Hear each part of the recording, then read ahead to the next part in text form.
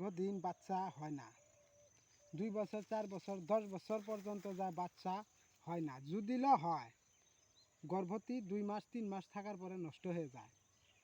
আজকে আমি এমন একটা গাছের বিষয়ে আমি দেখাবো। ওই গাছ উঠায় খাবেন, খাওয়ার পরে বাচ্চাও হব। তারপরে আপনার বাচ্চা যদি নষ্ট হয়ে যায় ওটা কোনো দিন হবে না, 100% গ্যারেন্টি। দয়া করে ভিডিওটা লাস্ট পর্যন্ত দেখবেন। আমার সাথে আসেন, আমি গাছটা দেখাইতেছি। এই গাছ বিভিন্ন রকমের বিভিন্ন নামে চিনে, আমি জানি না, যার যার এলাকার তাই এটা আমরা বলি নুনটুল গাছ বা মণিপুরি গাছ বলে আমরা জানি। এই গাছটা ভালো করে লক্ষ্য করবেন, পাতা এখন খরালির দিন হিসেবে আমি এটা গাছটার আগাল কেটে নিছি। আমি লাস্টে দেখাবো, এই গাছটার আমি দেখাই নেই, এই আগাল কেটে নিছি। এরকম ফুল আসবো গাছটা, আমি চিনার জন্য আমি করে দিতেছি। এরকম ফুল আসবো। এই গাছটা কিভাবে উঠায় খাবেন, খাওয়ার পরে কি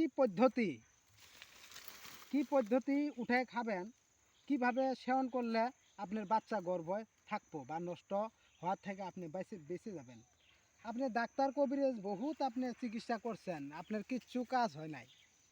আপনি এই গাছ খালি 1 লাগারে 3 দিন সেবন করেন।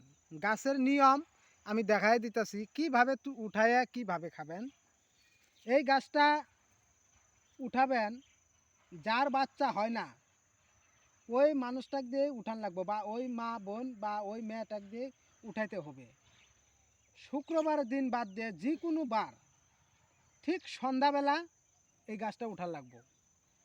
এটার শিকড় যদি হিন্দু মা বোন হন, এতে মা কালীর নাম নিয়ে উঠাবেন। আর মুসলমান যদি মা বোন হন, এতে উঠাবেন বিসমিল্লাহির রহমানির রহিম। এতে খাড়া হবেন ঠিক পূব দিকে খাড়া হয়ে এই গাছটা এক টানে তুলবেন। যদি তোলার অল্প কষ্ট হব, এটা বহু তলে শিকড় যায়।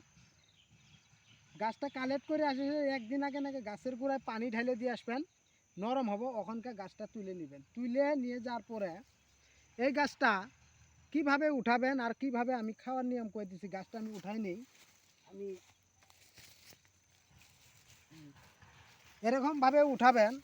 উঠায়ে এর মূল শিকড় 4 আঙ্গুল এরকম করে 4 আঙ্গুল শিকড় নেবেন। শিকড় নিয়ে এই শিকড়টা খাওয়া লাগবো যখন মেয়ে লোকের মাসিকা হয়। হওয়ার পরে যখন পবিত্রতা হয়, মানে ভালো যখন হয়, এটা 2 দিন পরে এই গাছটা 1 2 3 দিন পরে খাবেন। কোন টাইমে? এটা গাছ স্ত্রী সহবাস করার পরে সকালে পবিত্র হয়ে গাও গোসল ধুয়ে সকালে বাসি পেটে এটা সেবন করবেন। সেবন করিয়া 3 দিন যে কোনো ওষুধ খাবেন না, ফার্মেসির হোক যে কোনো ওষুধ আপনি ওষুধ খাবেন না, খালি এই গাছটাই সেবন করবেন।